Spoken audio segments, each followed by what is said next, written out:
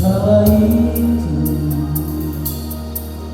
masih kecil, ayah ibuku genggam tanganku, langkah bersama ke rumahmu Tuhan.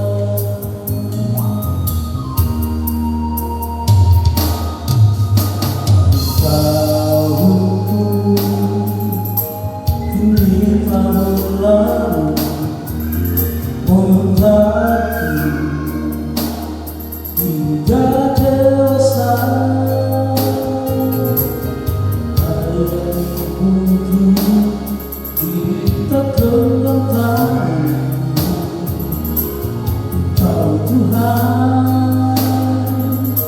kita genggam.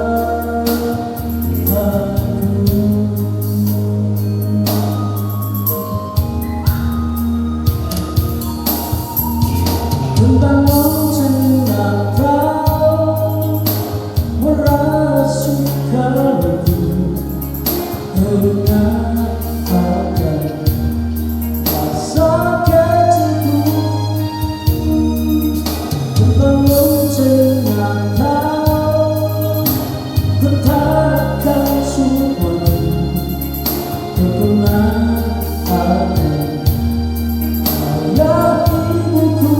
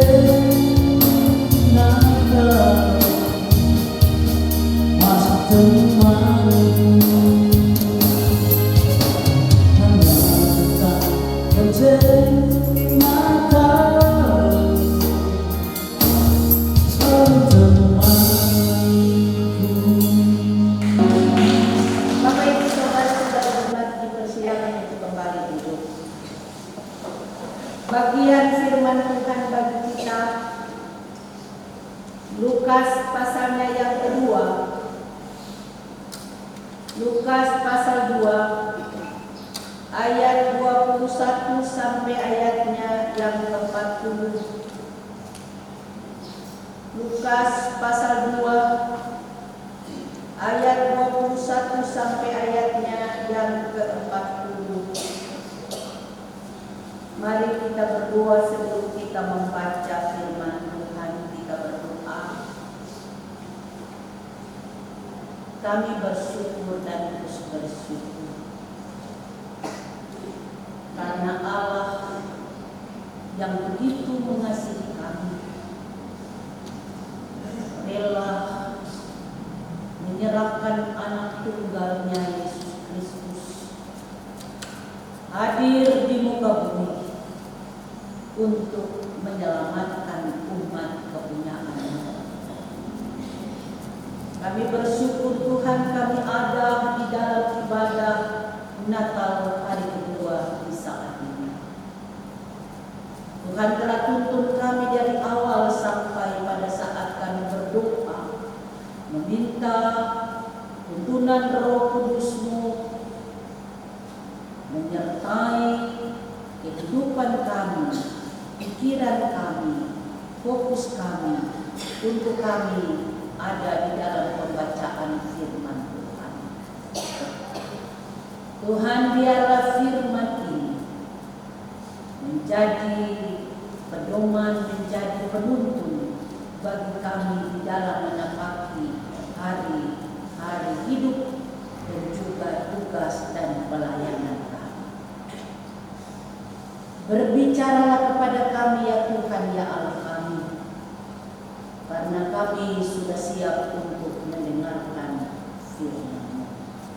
Roh Kudus menuntun hamba-Mu supaya Roh yang berbicara lewat bibir mulut hamba-Mu. Apa yang disampaikan umat mengerti, apa yang disampaikan umat memahami, selanjutnya Roh menuntun umat-Mu dapat mempraktikkan firman dalam kehidupan setiap hari. Dalam nama Tuhan Yesus Kristus, firman yang hidup, kami sudah berdoa. Amin. Lukas pasal 2 ayat 21 sampai ayatnya yang ke-40. Yesus disunat dan diserahkan kepada Tuhan, Simeon dan Hana. Dan ketika genap 8 hari dan ia harus disunatkan, ia diberi nama Yesus, yaitu nama yang disebut oleh malaikat sebelum ia dikandung ibunya. Dan ketika genap waktu pentahiran menurut hukum Taurat Musa, mereka membawa dia ke Yerusalem untuk menyerahkannya kepada Tuhan. Seperti ada tertulis dalam hukum Tuhan, semua anak laki-laki sulung harus dikuduskan bagi Allah. Dan untuk mempersembahkan kurban menurut apa yang difirmankan dalam hukum Tuhan, yaitu sepasang burung terukur atau 2 ekor anak burung merpati. Adalah di Yerusalem seorang bernama Simeon. Ia seorang yang benar dan saleh, yang menantikan penghiburan bagi Israel. Roh Kudus ada di atasnya, dan kepadanya telah dinyatakan oleh Roh Kudus bahwa ia tidak akan mati sebelum ia melihat Mesias, yaitu Dia yang diurapi Tuhan. Ia datang ke bait Allah oleh Roh Kudus ketika Yesus anak itu dibawa masuk oleh orang tuanya untuk melakukan kepadanya apa yang ditentukan hukum Taurat. Ia menyambut anak itu dan menatangnya sambil memuji Allah, katanya, "Sekarang Tuhan, biarkanlah hamba-Mu ini pergi dalam damai sejahtera sesuai dengan firman-Mu. Sebab mataku telah melihat keselamatan yang daripada-Mu, yang telah Engkau sediakan di hadapan segala bangsa, yaitu terang yang menjadi penyataan bagi bangsa-bangsa lain dan menjadi kemuliaan bagi umat-Mu Israel. Dan bapa serta ibunya amat heran akan segala apa yang dikatakan tentang dia.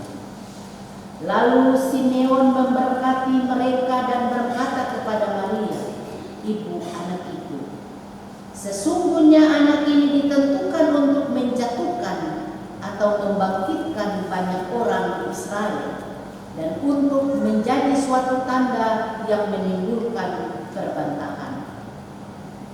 Dan suatu pedang akan menembus jiwamu sendiri supaya menjadi nyata pikiran hati banyak orang. Lagi pula di situ ada Hana, seorang nabi perempuan, anak Fanuel dari suku Asyur. Ia sudah sangat lanjut umurnya. Sesudah kawin, ia hidup 7 tahun lamanya bersama suaminya. Dan sekarang ia janda dan berumur 84 tahun. Ia tidak pernah meninggalkan bait Allah dan siang malam beribadah dengan berpuasa dan berdoa. Dan pada ketika itu juga datanglah ia ke situ dan mengucap syukur kepada Allah dan berbicara tentang anak itu kepada semua orang yang menantikan kelepasan untuk Yerusalem. Dan setelah selesai semua yang harus dilakukan menurut hukum Tuhan, kembalilah mereka ke kota kediamannya, yaitu kota Nazaret di Galilea. Anak itu bertambah besar dan menjadi kuat, penuh hikmat dan kasih karunia Allah ada padanya. Demikianlah bagian firman Tuhan. Bapak Ibu saudara-saudari yang dikasihi dan diberkati Tuhan, dalam realita kehidupan ini, setiap umat percaya pada saat bulan Desember tiba, maka sudah tentu ada persiapan-persiapan yang matang untuk menyambut Sang Juru Selamat Putra Natal. Namun bagaimana dengan anggota keluarga yang atas izin Tuhan, yang atas otoritas Tuhan memanggil satu orang yang dikasihi dari kenalnya keluarga? Sudah tentu dalam perayaan Natal itu satu lilin tidak menyala lagi, dan pasti satu bangku akan kosong. Dan yang tersisa dari kehidupan orang kekasih kita yang menjadi kenangan hanya potret yang terpasang di dinding. Nah, kita tidak bisa pungkiri hal itu, karena kehidupan ini adalah milik Tuhan. Sehingga dalam perjalanan kehidupan kita menapaki hari-hari hidup, kita harus bertanya, siapakah kita? Kita terbatas. Kita tidak bisa mampu menentukan hidup dan matinya. Oleh karena itu kita harus kembali dan berkata, Tuhan, Engkau adalah Allah kami. Tuhan, Engkau yang menjadikan kami dari yang tidak ada menjadi ada. Maka kami hanya datang dan bersyukur atas penyertaan-Mu bagi kami di hari Natal ini, yang masih diizinkan Tuhan untuk hidup dan menapaki Natal 2025. Nah, pertanyaan bagi kita mengawali akan khotbah kita,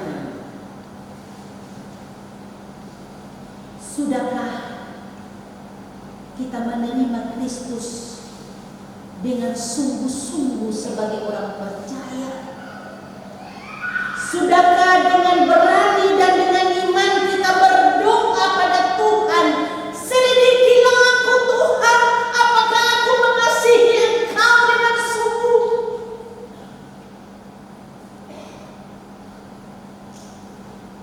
Karena realita kehidupan orang percaya saat ini, banyak berbondong-bondong datang di rumah Tuhan, tapi kehidupan tidak memancarkan kasih Kristus. Dari rumah tangga sampai ke lingkungan di mana kami. Kami bersyukur bahwa tema Natal yang diturunkan oleh PGI pada tahun 2025, Allah hadir untuk menyelamatkan keluarga. Allah hadir untuk menyelamatkan keluarga karena Allah sangat mengasihi keluarga Allah. Karena Allah hadir pada saat keluarga ada dalam masalah dan persoalan. Pada saat umat meminta, pada saat Allah mau memakai keluarga itu untuk memberitakan kebenaran firman Allah, maka Allah hadir untuk menyatakan kuasa. Seperti yang dilakukan Allah lewat malaikat kepada Yusuf pada saat Maria mengandung dan Yusuf mendengar berita itu. Yusuf sangat mengalami gejolak yang luar biasa karena menurut hukum atau adat Yahudi, pepinangan tapi tidak bisa hidup serumah. Hidup terpisah dan hal yang negatif tidak boleh dilakukan. Nah, bagaimana sikap, bagaimana perasaan seorang laki-laki yang disebut Yusuf menerima berita ini? Pasti dia tidak terima. Siapapun dia pasti tidak akan menerima itu. Dalam opsi yang diambil oleh Yusuf ada dua. Yang pertama, dia mau membawa masalah ini ke pengadilan agama.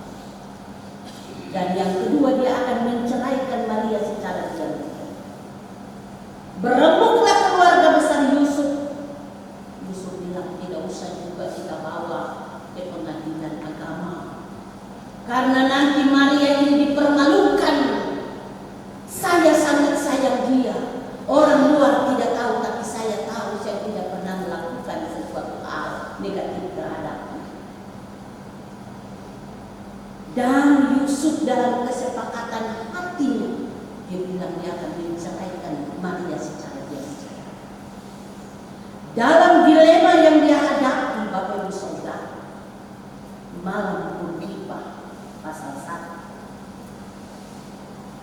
Allah dalam bentuk malaikat berkata kepada Yusuf, Yusuf, jangan pernah mengambil Maria sebagai istri, sebab anak yang ada dalam kandungannya adalah dari Yesus. Pada saat situasi dan kondisi yang begitu luar biasa bergejolak dalam keputusan dan kehidupan ke depan untuk seorang laki-laki Yusuf ini, maka Tuhan hadir untuk memberikan jawaban yang pasti. Ada amin Bapak Ibu? Sehingga dia dengan taat dan setia menerima Maria sebagai istri. Dia tidak menceraikannya. Dia taat untuk menggenapi apa yang menjadi nubuat dalam perjanjian lama sesuai dengan kebenaran firman Tuhan, Mika dan Yesaya. Maka dia harus setia menerima apa yang disampaikan Allah lewat malaikat kepada. Sehingga dalam proses kelahiran sampai kepada Yusuf berusia 8 hari, maka kita akan belajar dari pembacaan kita di saat ini. Pada ayatnya yang ke-21 sampai ayatnya yang ke-24. Bagian ini hendak memberikan penekanan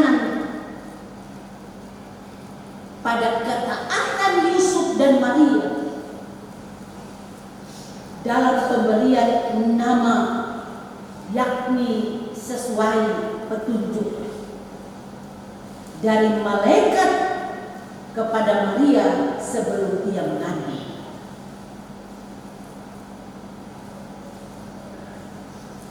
Yesus diberi nama Yesus yang menekankan makna kehadirannya sebagai sumber keselamatan atau sang penyelamat. Selain itu, dari bagian bacaan ini juga hendak menjelaskan tentang dua figur. Figur yang pertama adalah Simeon dan figur yang kedua adalah Hana.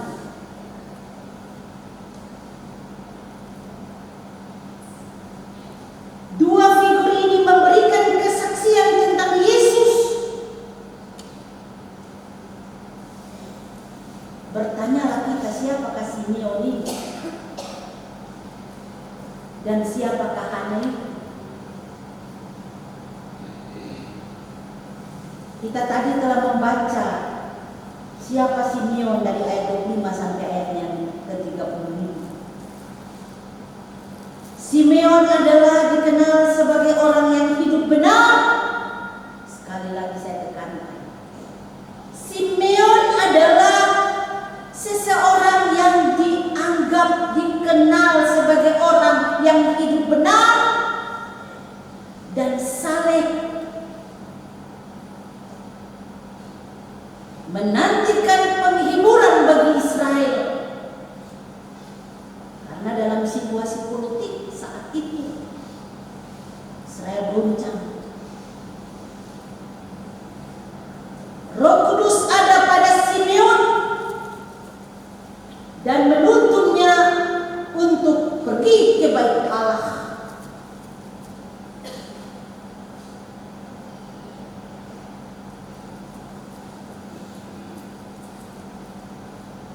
Kepada Simeon telah dinyatakan bahwa ia tidak akan mati sebelum melihat atau berjumpa dengan Mesias atau berjumpa dengan Yesus. Sehingga Simeon dituntun Roh Tuhan untuk berada di dalam Bait Allah. Pada saat Simeon berada di Bait Allah, bertepatan dengan Yusuf dan Maria, mereka juga pun membawa Yesus ke Bait Allah dengan tujuan untuk melakukan apa yang ditentukan hukum Taurat, yaitu sunat.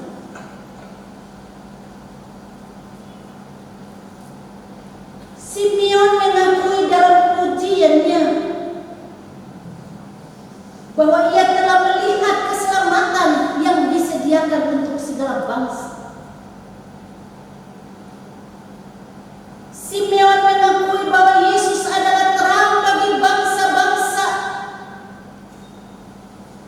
Karena itu, dalam sukacita yang besar, Simeon bermohon. Ayat 29 sampai ayatnya yang ke-30. Sekarang ya Tuhan, biarkanlah hamba-Mu ini pergi dalam damai sejahtera sesuai dengan firman-Mu. Sebab mataku telah melihat keselamatan yang daripada-Mu, yang telah Engkau sediakan di hadapan segala bangsa, yaitu terang yang menjadi penyataan bagi bangsa-bangsa lain dan menjadi kemuliaan bagi umat-Mu Israel. Dan bapa serta ibunya amat heran pada saat Simeon menyampaikan apa yang dia pahami tentang Yesus yang adalah anak Allah yang hadir membawa damai sejahtera ini.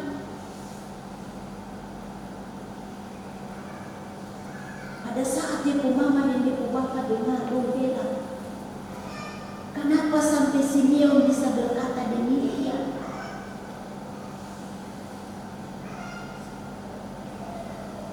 Kehadiran Yesus, perjumpaan dengan Yesus membawa kegirangan, membawa sukacita, damai sejahtera, dan kelegaan bagi Simeon, serta pengakuan iman sekaligus kesaksian dari Simeon bahwa Yesus adalah sumber keselamatan itu yang dibawakan untuk menerangi bagi setiap bangsa-bangsa.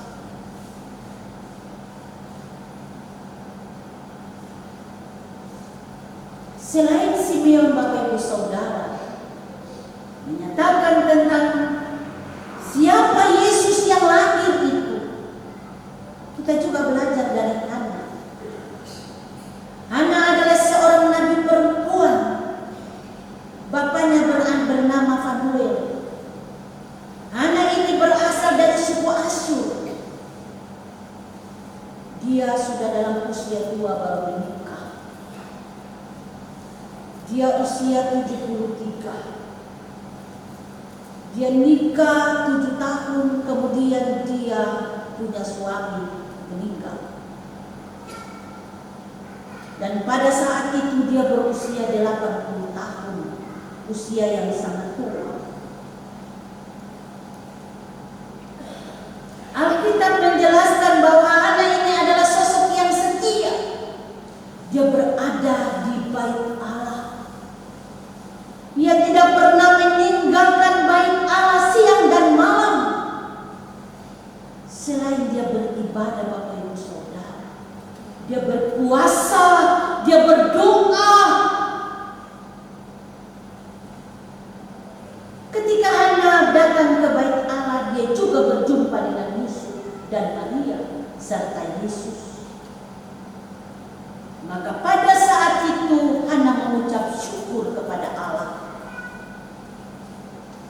Bukan saja mengucap syukur, tapi Hana juga memberi kesaksian tentang Yesus kepada semua orang yang menantikan kelepasan untuk Yerusalem. Sehingga pada ayatnya yang ke-39 sampai ayatnya yang ke-40. Dan setelah selesai semua yang harus dilakukan menurut Tuhan, kembalilah mereka ke kota kediamannya, yaitu kota Nazaret di Galilea. Karena pada bagian akhir ini kita diingatkan kembali tentang Nazaret sebagai tempat yang juga penting, karena turut menjadi bagian dalam sejarah kehadiran Yesus di bumi. Jadi Alkitab ini memberikan penjelasan yang sangat akurat, baik terhadap orang yang memberikan kesaksian maupun tempat kejadian tentang kesaksian itu. Jadi tidak hambar. Jadi Alkitab ini ya dan amin, Bapak Ibu Saudara. Daripada baca novel, daripada nonton sinetron, baca Alkitab. Saya kasih kesaksian satu, ada oma satu tinggal di saya di rumah sakit. Dia tanya saya begini, pendeta sudah baca Alkitab berapa kali habis? Saya bilang, Mama, baru 1 kali. Dia bilang saya begini, pendeta aku berdoa, aku tanya Tuhan begini, Tuhan apa yang masih mengganjal ibu pendeta pun hati sehingga sampai sudah usia begini baru baca 1 kali habis. Saya bilang, kenapa Oma bilang begitu? Dia bilang, oh ibu pendeta saya sudah baca Alkitab ini 38 kali habis. Apakah saya perlu percaya? Apakah saya tidak perlu? Apakah saya percaya? Atau tidak percaya? Tetapi dari kata-katanya, Setiap kali dia berbicara dengan saya tidak ada kata-kata yang lain, hanya firman Tuhan dari buka sampai tutup. Bahkan kemarin dia datang pegang tangan dia bilang, itu pendeta harus berkuat-kuat ya. Tanya kenapa Oma? Karena iblis semakin merajalela. Anak-anak Tuhan semakin dihasut untuk meninggalkan Alkitab. Saya bilang, Oma, tolong saya dalam doa. Dia punya cucu-cucu sudah baca Alkitab yang tebal ini, sudah selesai. Dia bilang, baca lagi dari depan. Saya bilang, Oma, jangan paksa. Dia bilang, tidak. Pendeta, saya punya didikan beda dengan dia. Karena saya sesaat lagi akan meninggal. Jadi modal harta bukan bagian yang saya kasih, tapi modal firman Tuhan yang kasih anak-anak. Bapak Ibu Saudara, saya juga diperingati walaupun saya sebagai seorang pendeta. Padahal ini makanan kita. Tapi Oma lebih. Saya bilang, ya Oma, karena tebuk umur kan beda jauh. Saya juga akan bisa baca seperti Oma kalau saya umur seperti Oma. Karena masih 30 tahun lebih lagi Oma. Jadi ada waktu. Oma bilang, ya berharaplah Ibu supaya Ibu jangan cuma berkhotbah, baca, berkhotbah, tapi Ibu juga harus punya pegangan modal.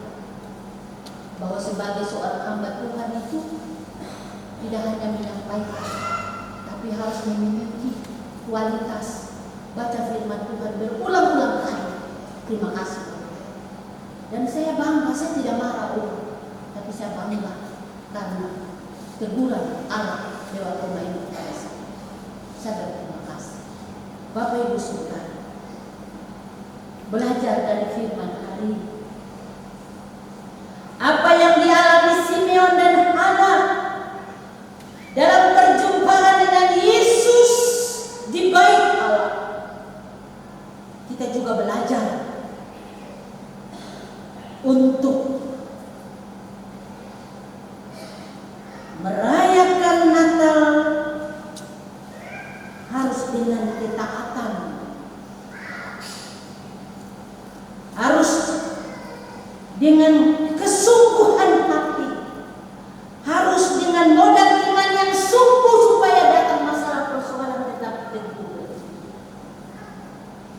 Merayakan Natal bukan sekedar tradisi pakai baju baru, pakai anting-anting baru, bikin rambut baru,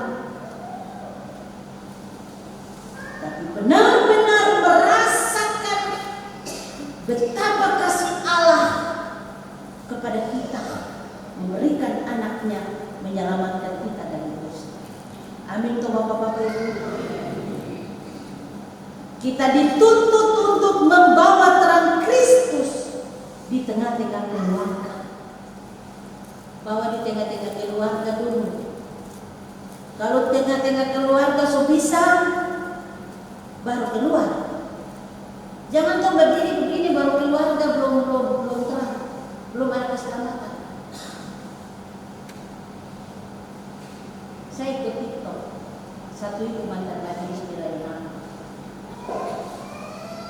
Dia berjauh di Batak sana, tapi belum selalu eksis untuk ada dalam doa kita.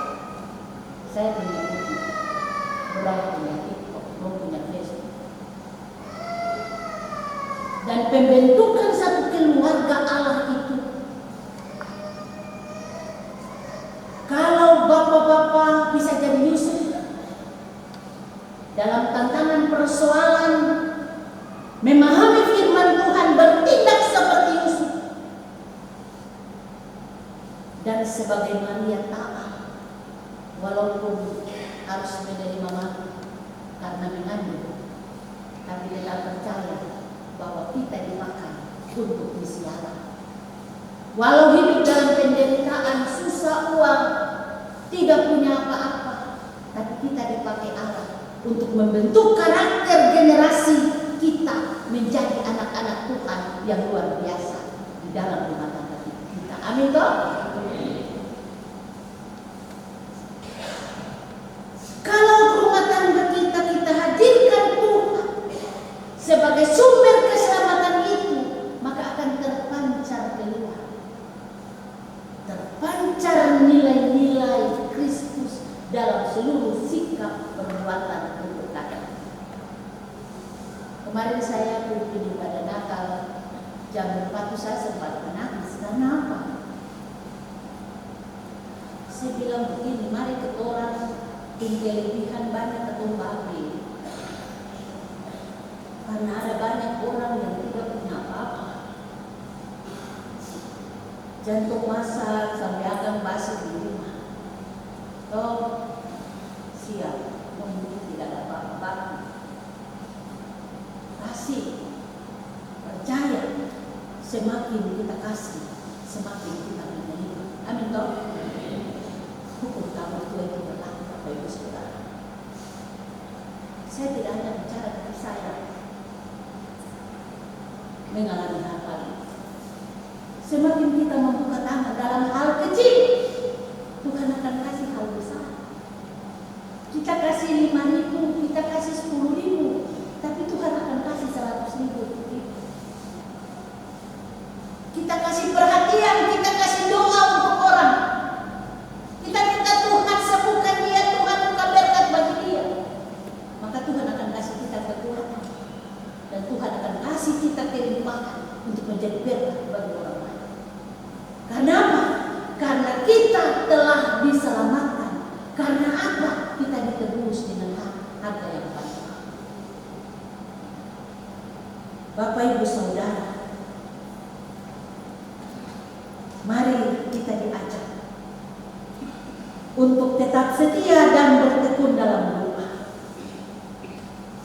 serta tekun dalam pelayanan seperti Simeon dan Ana. Karena kalau kita tekun, maka kita siap menghadapi tantangan iman ke depan. Tanggal 26, 5 hari lagi mengakhiri tahun 2025. Tahun 2026 Bapak Ibu rahasia. Kita tidak tahu apa yang akan kita alami. Tapi pada saat kita percaya kalau Yesus telah menuntun kita sampai pada hari ini, berarti Tuhan yang sama, Yesus yang sama akan menuntun kita memasuki dan menjalani tahun yang baru dengan berkat-berkat dan penyertaan yang sempurna dalam hidup ini. Amin toh? Saya yakin. Apakah Bapak Ibu dan saudara-saudara yakin? Berikan kemuliaan untuk Tuhan.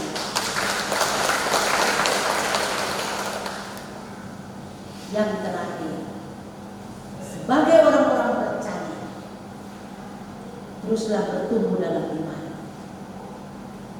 Teruslah bertumbuh dalam kasih karunia, mengikuti teladan Yesus Kristus.